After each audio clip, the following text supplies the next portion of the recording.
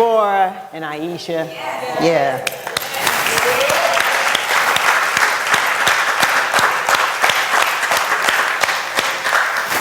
Yeah, so let us just take a moment, as we always do, to engage in a little bit of love.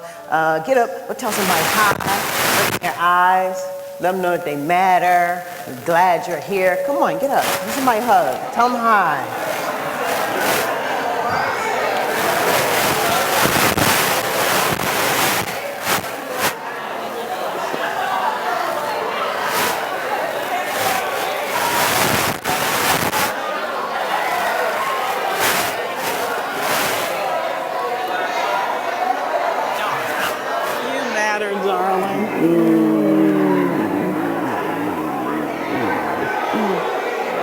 Love you.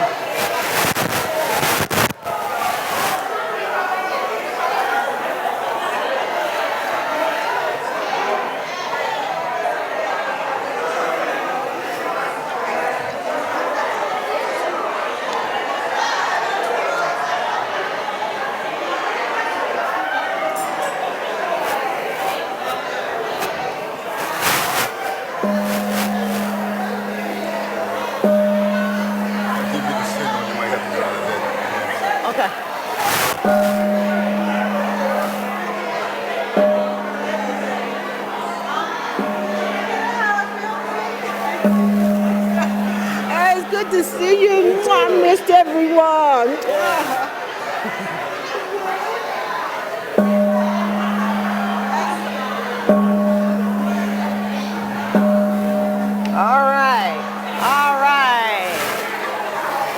All right.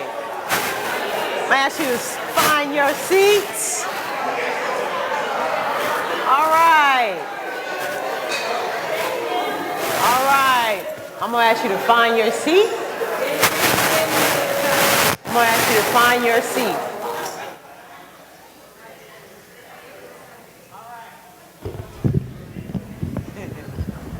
I'm gonna ask you to, you matter too. I'm gonna ask you to find your seat.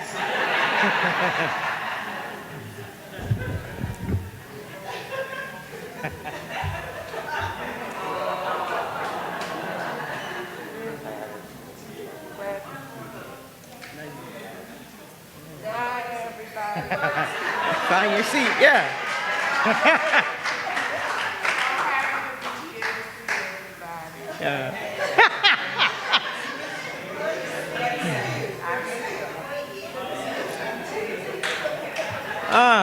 All right.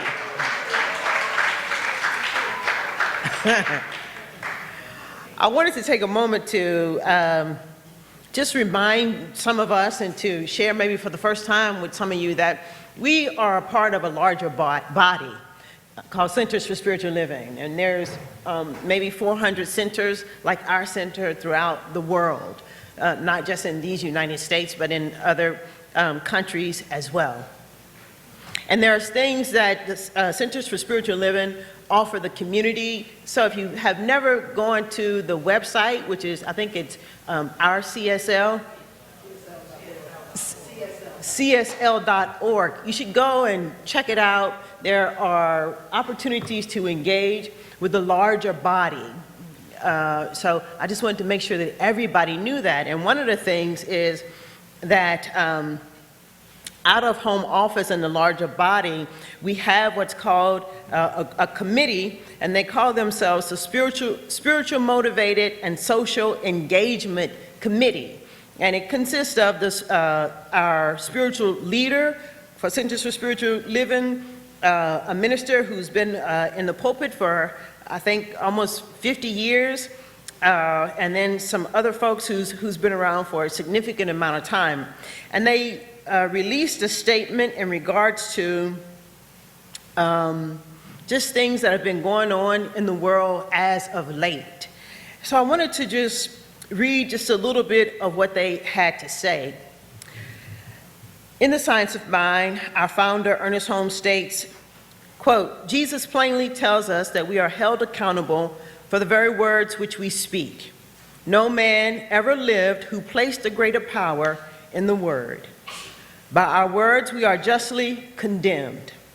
The word may be considered to be the complete thought and act of man. There must be a thought before there can be an act, and a thinker before there can be any thought. The thinker condemns or justifies himself through his thought. So now we come to it. The words used by the person in power that are vulgar, racist, demeaning, and absolutely demonstrating what is in the mind and heart as well as the world that is trying to be created. The President of the United States has time and again used harsh and racist language, most recently about residents of Baltimore and a black congressman, shrinking his responsibility to represent the highest values of the nation. This is not an isolated situation, but part of an ongoing pattern of racist behavior, and many will pay the price. This is not the world we, as spiritual beings, are creating together. This is not the world that we, as human beings, want for our children. This is not the world that we, as people of faith, believe is what the love of God is seeking to express through us. This is not the world that we, virtually all descendants of immigrants, indentured servants of slaves, are dreaming and building together. Every civilization has its ugly elements. The best leaders strive to help their society rise above limitations rather than validate and encourage them. Citizens are right to expect leaders to set an example based upon higher values. We speak out on this issue because we are called to do so by the spiritual principles which we hold dear. Let us remember that words do have power. Let us hold loving and compassionate intentions and speak words that demonstrate what we think and believe, thereby living from a deeper spiritual reality. Let us celebrate and affirm our connection, oneness, and love for each other, our global family. Let us call to account ourselves, our friends and colleagues, our communities, and our leaders for the words that are used. Let us demand civility and respect for all people, from all leaders, and from one another. That's from the Spiritually Motivated and Social Engagement Committee.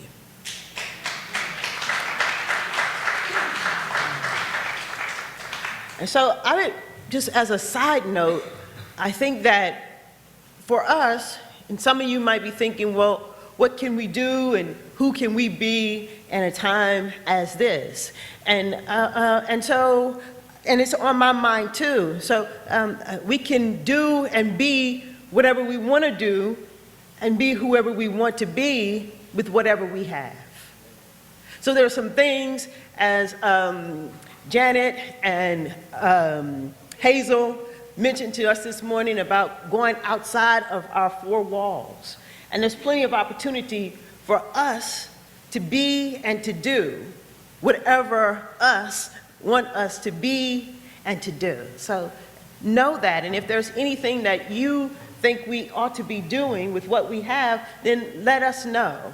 We have plenty of space. We have a whole lot of love to give, and so it's ours to do what we choose to do with it. Everybody with me? Yeah. All right. So, embrace change is our theme for the month of August. We've been talking about change all year, and wow, that's all I got. Let me start out with the principles I'll be speaking about today. Principle number 1, we believe in God, the living spirit, almighty one, indestructible, absolute, and self-existence cause. This one manifests itself in and through all creation, but is not absorbed by its creation. The manifest universe is the body of God. It is the logical and necessary outcome of the infinite self-knowingness of God. Principle number 8, we believe that the universal spirit, which is God, operates through a universal mind, which is the law of God, and that we are surrounded by this creative mind, which receives the direct impress of our thought and acts upon it. Spiritual principle number 5, we believe the ultimate goal of life to be a complete freedom from all discord of every nature, and that this goal is sure to be attained by all. Freedom from fear, freedom from doubt, freedom from worry. That's sure to be attained by all. And so let me just say this then, that our freedom lies in the use of laws to tear down walls. Our freedom lies in our use of the laws that's available to us to tear down the walls that we've created around us.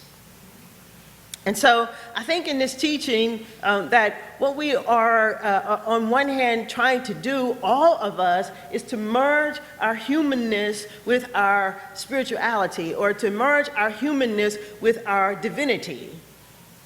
In fact, our mission statement states that, our vision states that we vision a loving and peaceful world where all of humanity is honored as the divinity within is experienced. A merging of the two, bringing the two together. Not always easy, not always easy. I want to start us off then with a reading from Living the Science of Mind. I'm reading from chapter 1, What is the Science of Mind? This science necessarily starts with the proposition that we are living in a spiritual universe whose sole government is one of harmony, and that the use of right ideas is the enforcement of its law. The science of mind is built on the theory that there is one infinite mind, which of necessity includes all that is, whether it be the intelligence of man, the life in the animal, or the invisible presence, which is God. In it, we learn to have a spiritual sense of things. This spiritual sense of things is what is meant by the consciousness of Christ. To be able to discern the spiritual idea back of its physical symbol is to use the mind that Jesus used. This science is more than mental, it is also spiritual, since we live in a spiritual universe.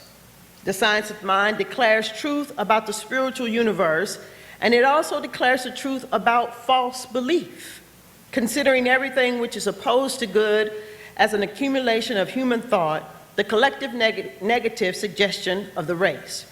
Wrong conditions are resolved into false beliefs, and through the use of right ideas, a transformation of thought takes place. We learn to build our ideas upon an affirmative rather than a negative factor, to state the truth and deny or disregard that which in belief is opposed to it, is to prove that the principle of the science of mind is actual. The ever-increasing thousands of persons who are daily proving this principle add to our conviction that we are dealing with the most intense reality the human mind has ever conceived. The practice of this science is the application of a definite technique, the law of right thought, of true spiritual understanding. It is necessary that you have a complete conviction that there is such a principle and that you understand the scientific use and application of it. Conscious knowledge alone gives you the conscious control of the laws of nature.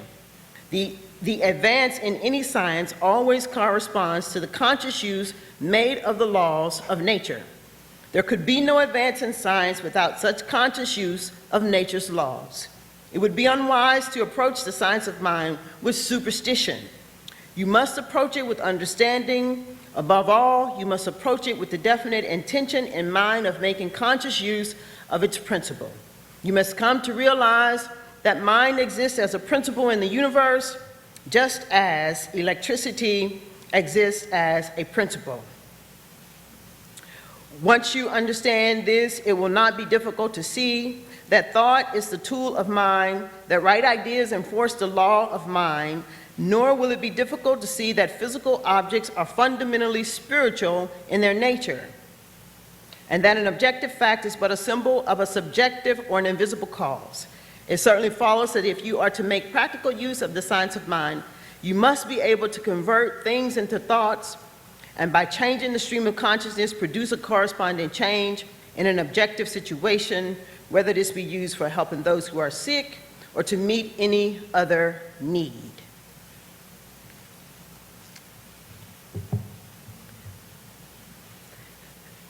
So there's this real sense then, or we can sometimes find ourselves in a state where our humanness and our divinity is something separate.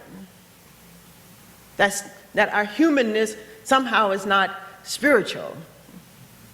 That the acts that we do, that the words that we speak, somehow disconnect us from that spiritual side of us, from our divinity. But the truth is that they are not two, they are one. Our humanness and our divinity is one. And so our vision that all of humanity is